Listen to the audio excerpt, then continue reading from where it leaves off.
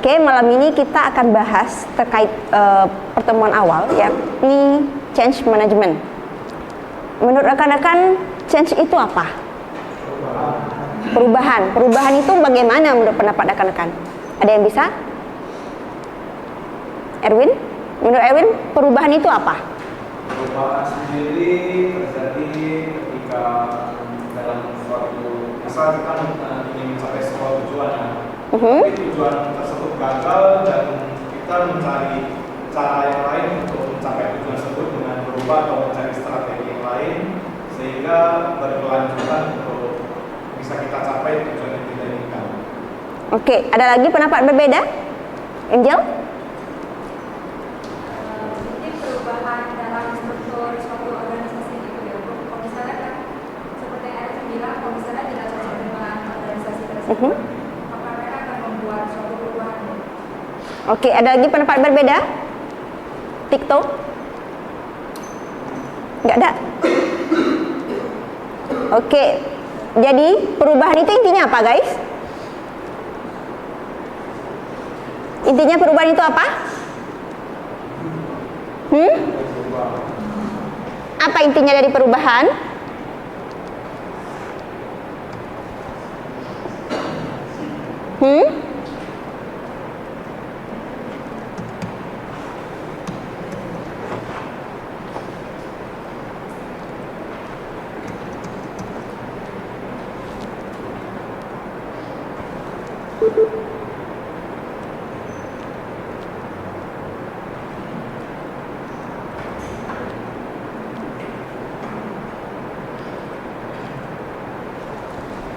Inti dari perubahan itu adalah bagaimana kita dari yang lama menghindari misalnya nih, apakah itu kebiasaan, sifat, struktur, merubah menjadi yang baru.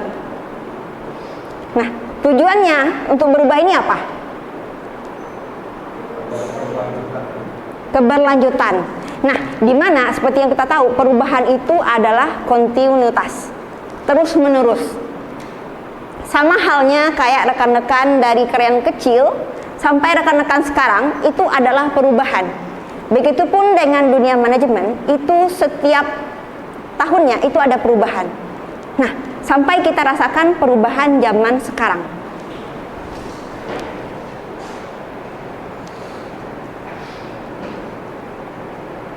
Jadi perubahan itu bisa dikatakan saat kita mau berubah, atau yang mau kita rubah itu adalah sistemnya, atau yang mau kita rubah itu adalah orangnya, atau grupnya, atau perilakunya, itu adalah perubahan. Oke? Bisa dipahami makna dari perubahan itu sendiri? Oke, kita next ya.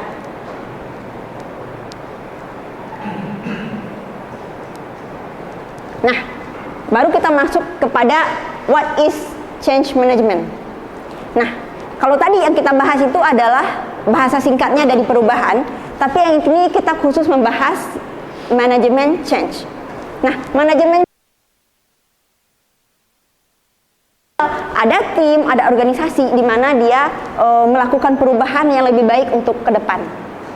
Nah, dan juga bagaimana sih orang-orang yang terlibat di dalam perubahan tersebut mengkoorganisir dan hasilnya ataupun outcome-nya dari apa yang telah dia berubah sekarang. Jadi kalau misalnya nih rekan-rekan berubah sekarang, rekan-rekan tujuannya apa? Contohnya nih, si Erwin mau jadi CEO. Nah, otomatis ada yang harus Erwin rubah kalau Erwin mau jadi CEO 5 tahun ke depan.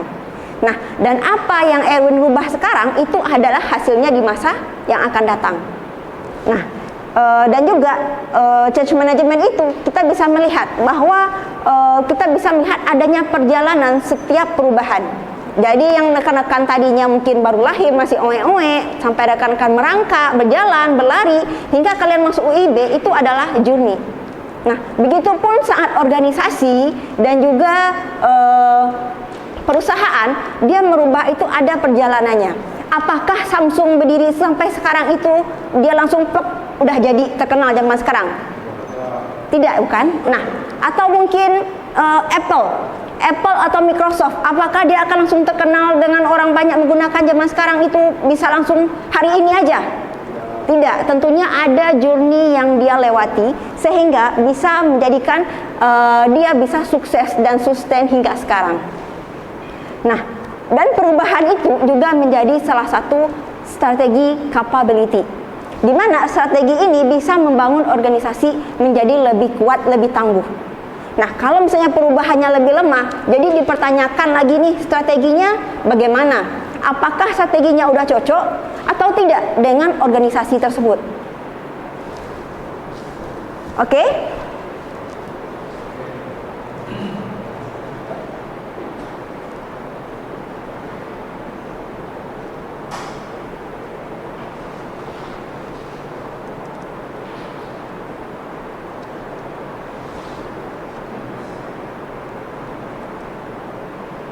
Ada yang bisa kasih saya contoh tentang change management?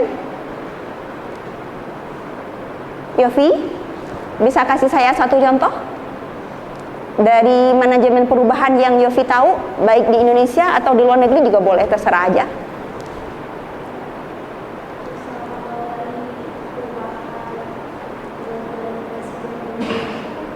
Nah, oke, itu dia salah satunya. Perubahan presiden, maka ada kebijakan atau legal itu yang juga berubah. Seminimalnya itu seperti yang kita lihat ya, pada Batam ini itu ada perubahan legalnya, yakni ada teks yang ditetapkan pada tahun 2020, di mana teks ini berlaku 50% harga barang saat barang tersebut keluar dari Batam. Nah, di sini saat pemimpinnya berubah, bisa aja nih besok pemimpinnya berubah juga kebijakannya. Jadi saat sesuatu itu berubah, maka ada beberapa hal yang ikut berubah juga yang seperti kita rasakan sekarang.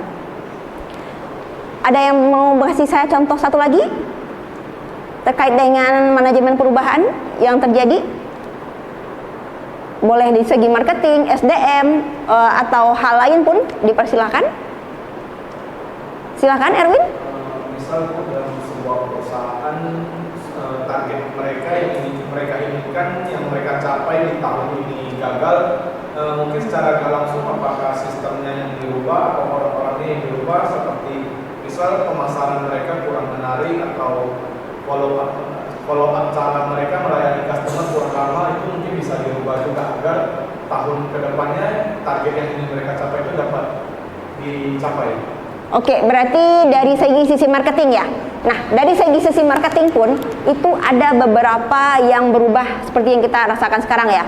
Kalau misalnya dulu mungkin ada mungkin nih kalian berasa kalau pergi ke bank harus dilayani dulu nih satu-satu, antri-antri ya kan.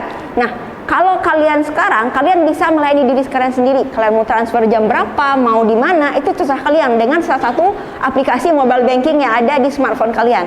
Nah, itu salah satu dari contoh perubahan yang real nyata yang bisa kalian rasakan dan manfaatkan untuk zaman sekarang.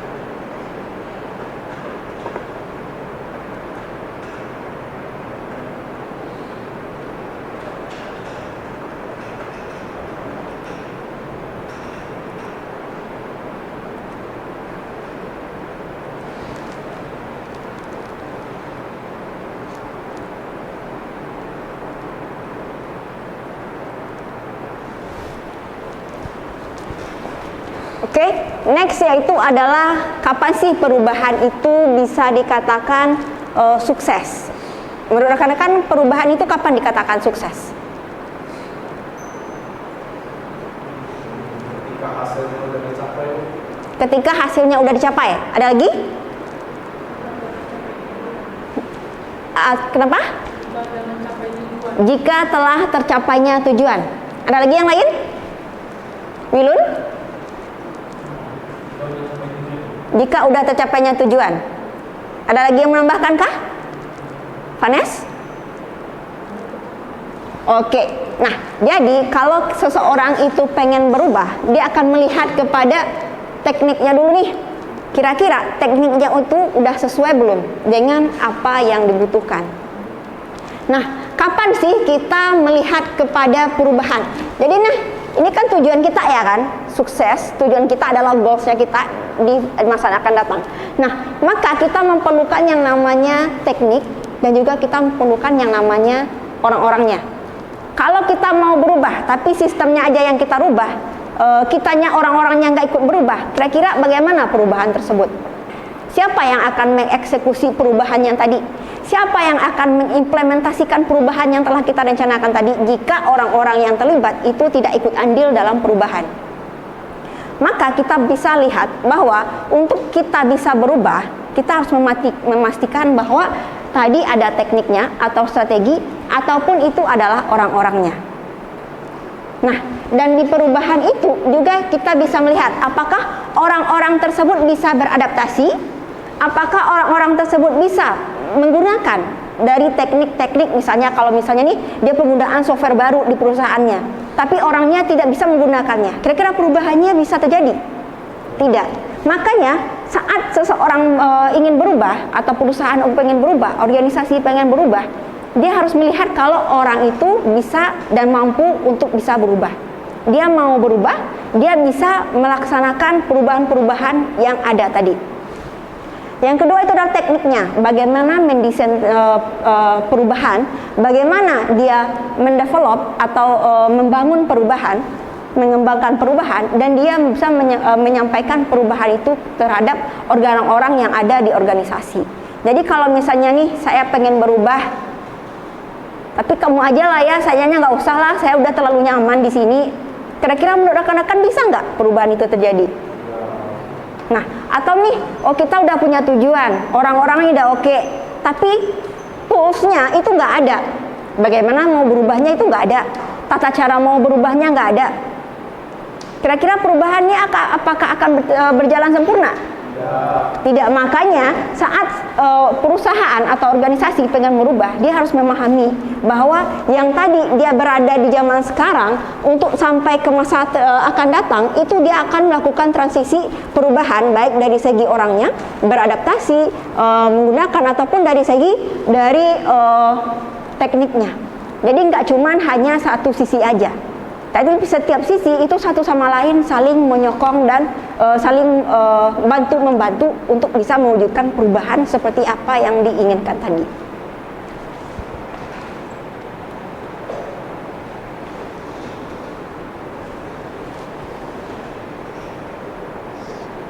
Oke, nah kalau perubahan tadi bisa dibilang kalau kita itu adalah perubahan mau yang akan datang, kita juga bisa melihat bahwa ada suatu ketika perubahan itu terjadinya itu sangat cepat.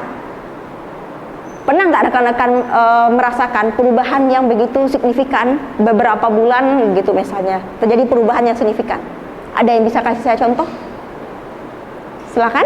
Contoh perusahaan kopi, di mana kita secara tidak langsung harus mengkonsumsi makanan sehat, memakai masker, itu kan secara langsung secara singkat. Kejadian wabah yang massal dan menewaskan banyak korban jiwa. Oke, itu contohnya ya, salah satu contoh bagaimana COVID bisa merubah segala aspek. Yang tadinya rekan-rekan bisa nongki bebas di mana aja, rekan-rekan harus stay di rumah. Itu adalah perubahan yang terjadi sangat cepat, yang kalian bisa rasakan. Nah, atau juga mungkin nih, kalian yang biasanya datang ke sekolah zaman dulu ya kan, masih sekolah kan tahun 2020? Nah, saat kalian pergi sekolah yang biasanya nih udah nongki-nongki di depan kelas sama teman atau pergi ke kantin sama teman, terpaksa kalian harus belajar mandiri di rumah. Nah, di situ ada perubahan yang cepat terjadi, di mana perubahan ini tidak bisa kita prediksikan. Nah, jadi kita bisa melihat apakah perubahannya itu skalanya besar atau skalanya cuma kecil. Apakah itu cuma skalanya lingkungan sekolah kalian aja yang libur, atau itu mungkin yang libur itu adalah seluruh Indonesia, atau itu adalah seluruh dunia. Jadi kita bisa melihat bahwa skala perubahan itu ada. Dan juga kalau perubahan itu bisa dibilang merupakan salah satu strategi, di mana strategi ini dengan adanya perubahan tadi bisa kita lihat perubahannya yang bagaimana, strateginya apa, toolsnya apa untuk berubah. Kita bisa mengklasifikasikan perubahan yang terbaik ataupun yang efektif untuk kita.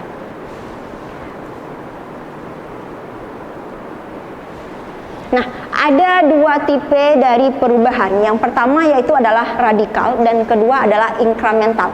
Ada yang tahu apa itu radikal? Perubahan radikal? Memaksa gitu. Memaksa? Ya. Ada lagi? Apa itu radikal?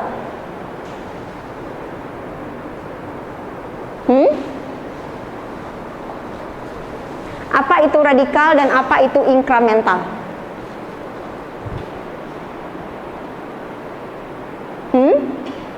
Apa itu radikal?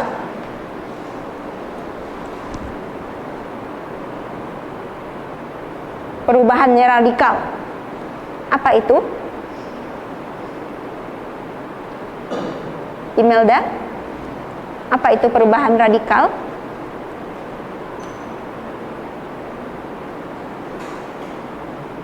Sejenis perubahan yang harus kita taati gitu ya. Secara nggak langsung harus kita taati. Oke. Ada lagi?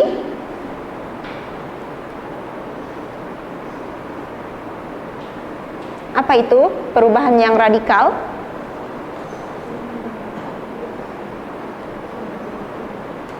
Ya, Vanes? Kalau perubahan radikal itu berubah sebenarnya dari sistem struktur organisasi. Kalau incremental itu perubahannya dari secara kontinuitas. Oke, kalau incremental itu adalah kontinuitas. Kalau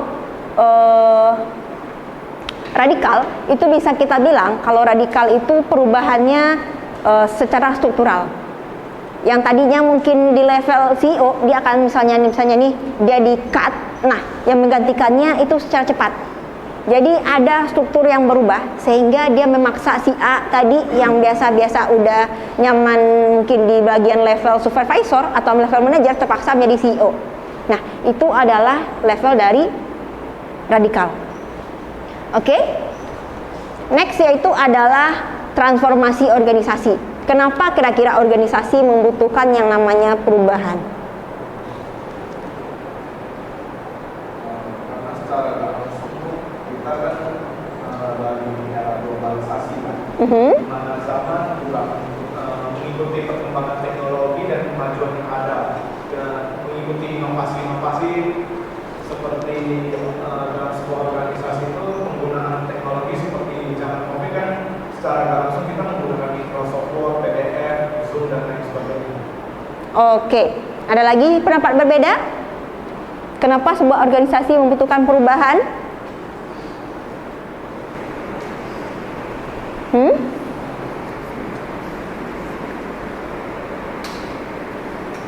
Ada pendapat berbeda? Nggak ada? Oke, jadi bisa kita lihat ya, kalau misalnya perubahan itu tergantung kepada kebutuhan si organisasi. Kapan organisasi membutuhkan perubahan dan kapan organisasi tetap berada pada jalurnya yang biasa. Nah, dia akan melihat dulu nih kebutuhan-kebutuhan organisasi untuk berubah. Nah, biasanya perubahan organisasi itu ada tergantung dari teknologi, alam atau sumber daya, ataupun juga mungkin adalah perubahan-perubahan yang terjadi secara nyata di lingkungannya. Nah, kadang saat organisasi ingin berubah, organisasi juga mengalami yang namanya kegagalan berubah. Menurut rekan-rekan, saat organisasi itu berubah, tapi dia gagal dalam perubahan tersebut, apa sih penyebabnya rata-rata? Anes? Tidak bisa beradaptasi. Ada lagi yang lain? Ada lagi? Belum terbiasa. Ada lagi yang lain? Pendapat berbeda?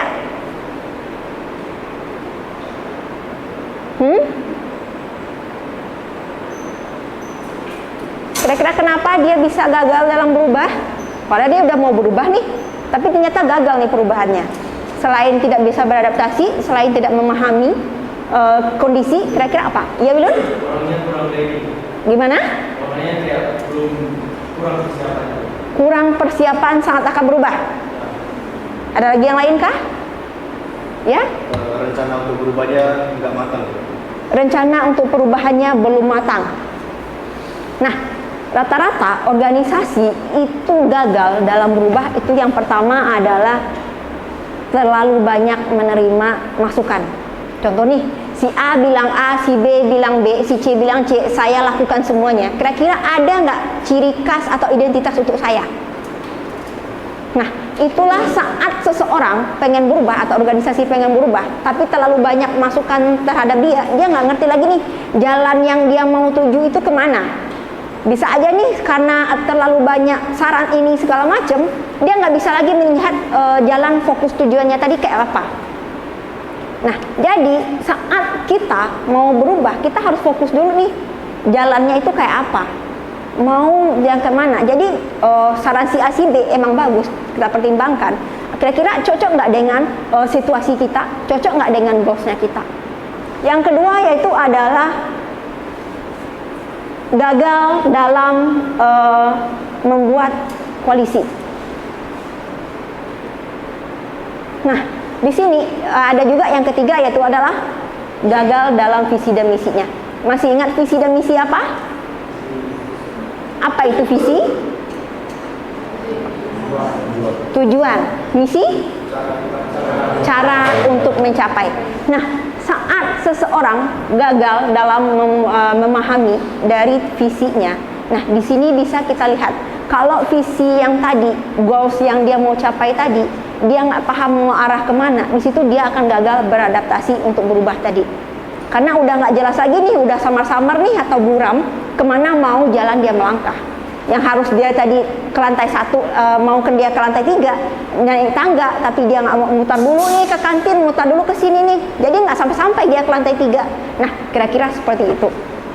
Yang ketiga yaitu adalah under communicating the vision, tidak membicarakan visi kepada si anggota organisasi. Jadi yang tahu visinya cuman bosnya aja misalnya nih. Saat bosnya aja yang tahu, dia tidak mengkomunikasikan visinya, kira-kira visinya itu bisa nggak diketahui sama si karyawannya. Nah, disitulah kejadiannya misunderstanding tadi. Kalau misalnya nih, oh tujuan kita ini segala macam ya, mohon untuk kalian bisa beradaptasi karena perubahan ABC yang akan terjadi di perusahaan kita. Sehingga anggota organisasi bisa dengan mudah menerapkan dan mengimplementasikan perubahan yang ada tadi. Next yaitu adalah gagal terlalu cepat menerima kemenangan. Contohnya nih, oh hore saya udah berhasil nih berubah, padahal dia nggak bisa melihat masa depan kayak apa. Jadi kalau misalnya nih, oh saya udah tembus nih bulan ini 500 juta target saya, udah bulan besok mah aman. Jadi saat kita terlalu cepat mendeklarasikan kemenangan kita, belum tentu kita bulan depan akan aman, belum tentu kita semester depan akan aman. Nah, jadi makanya memang bagus kalau kita memahami atau mengerti saat kita sudah berhasil mengapresiasi diri sendiri. Tapi jangan cepat berpuas diri. Intinya adalah itu. Kalau kita pengen perubahan itu berlangsung lebih baik. Next yaitu adalah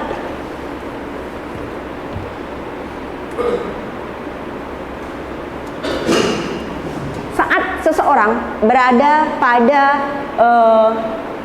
organisasi, itu organisasinya kan biasa nih ada yang namanya nih, oh sudah saya anggap saudara.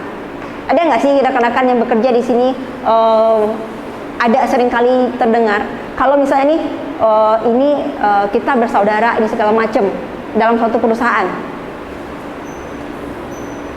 Ada nggak sih rekan-rekan misalnya nih bekerja nih, oh kita saudara ya, kita kesini keluarga ya gitu. Ada nggak sih rekan-rekan dengarnya kayak gitu gitu?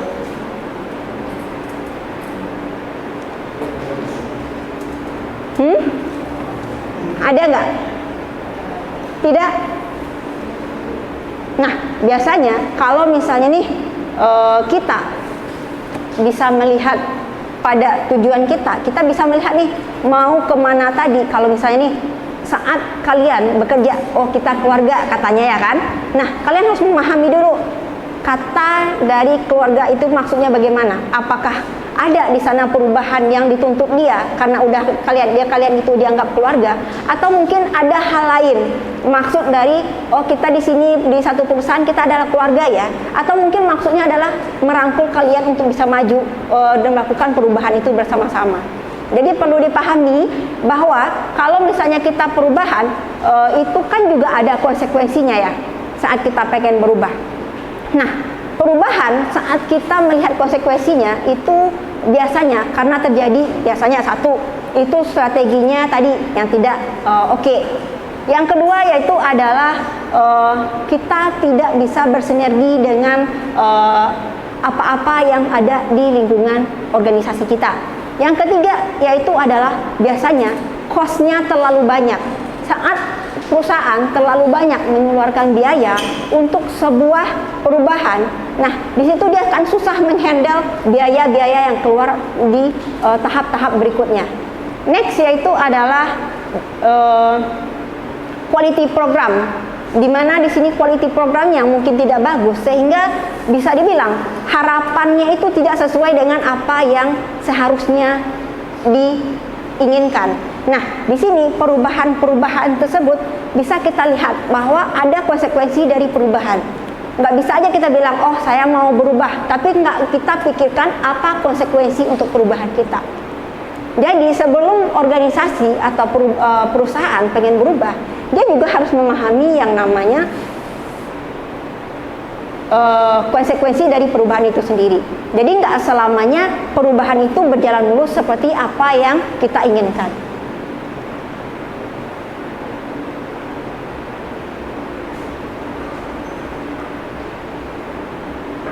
Kapan dikatakan visi itu bisa efektif? Menurut rekan-rekan, visi itu kapan bisa dikatakan efektif? Jika misi yang dijalankan itu sesuai. Jika visi yang dijalankan itu sesuai. Ada lagi?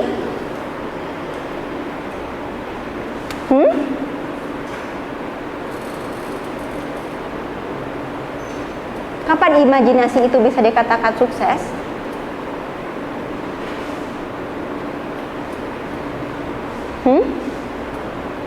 Kapan visi itu bisa dikatakan sukses dan efektif untuk sebuah perusahaan?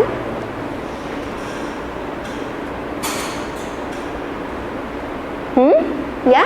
Jika visi itu bisa dijalankan oleh orang-orang yang di perusahaan. Jika visi itu bisa dijalankan oleh orang-orang yang di perusahaannya dengan lancar. Jika visi tersebut bisa dijalankan oleh orang-orang yang ada di dalam organisasi. Ada lagi yang lain? Ada lagi yang lain?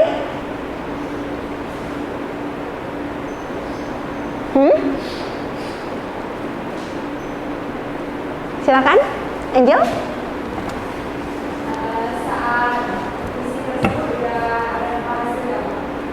Saat visi tersebut udah ada hasilnya. Seperti karyawan sudah mulai mengimplementasi visi tersebut dan mendapat hasil. Jadi visi ini udah ada hasilnya. Dalam visi ada proses untuk mencapai tersebut. Oh, jadi ada hasil dari proses dari visi tersebut, meskipun belum sempurna, gitu maksudnya. Ada lagi yang lain?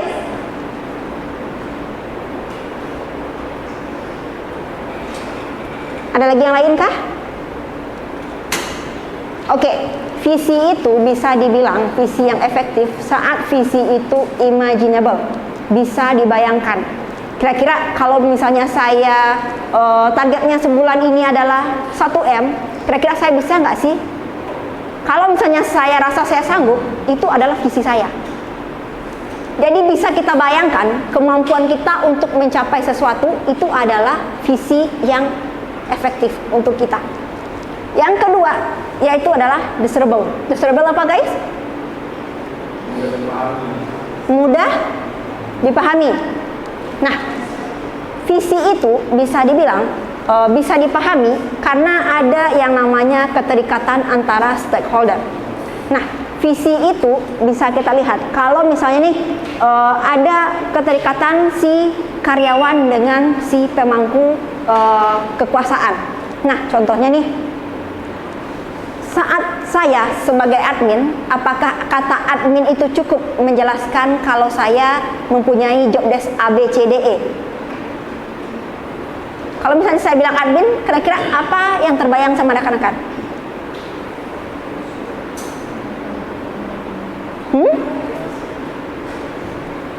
Bilun? Kalau saya bilang admin, kira-kira apa yang terbayang sama Bilun?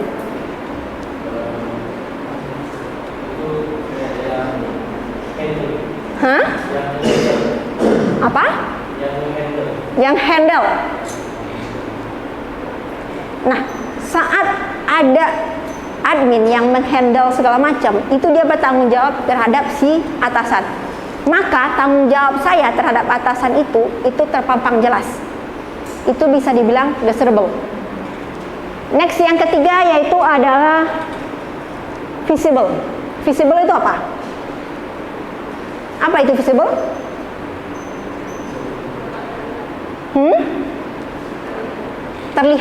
Terlihat bagaimana? Terlihat nyata. Nah, jadi visi tadi kalau bisa dibilang visi yang efektif, dia bisa terlihat nyata. Maksud di sini adalah dia realistis untuk saya gapai. Contohnya kayak tadi, saya mau income saya 1M untuk bulan ini, kira-kira saya bisa nggak? Nah, di situ yang tadi goals saya tadi, visi saya tadi itu bisa dibilang realistis. Nah, dan di sini itu goal saya mampu mencapainya. Itu adalah visible. Next, fokus. Apa itu fokus? Fokus apa? Apa itu fokus? Fokus itu cukup jelas di mana saat saya mau ambil keputusan A, B, C, D, E, maka di sini visi saya itu, visi saya ini tadi adalah untuk mendapatkan 1M. Maka keputusan saya yang saya lakukan adalah saya mungkin melakukan trading, ya kan? Saya mungkin beli saham kripto segala macam sehingga bisa pendapatan saya 1M itu 1 bulan. Nah, itu adalah fokus. Saat saya tujuannya itu adalah 1M, langkah saya adalah untuk 1M itu adalah saya fokus pada tujuan saya tadi, mendapatkan 1M. Oke, next, fleksibel. Apa itu fleksibel? Fleksibel itu menurut rekan-rekan apa?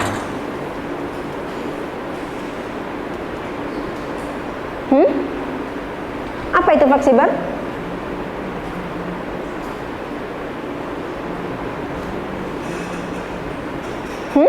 Fleksibel itu apa?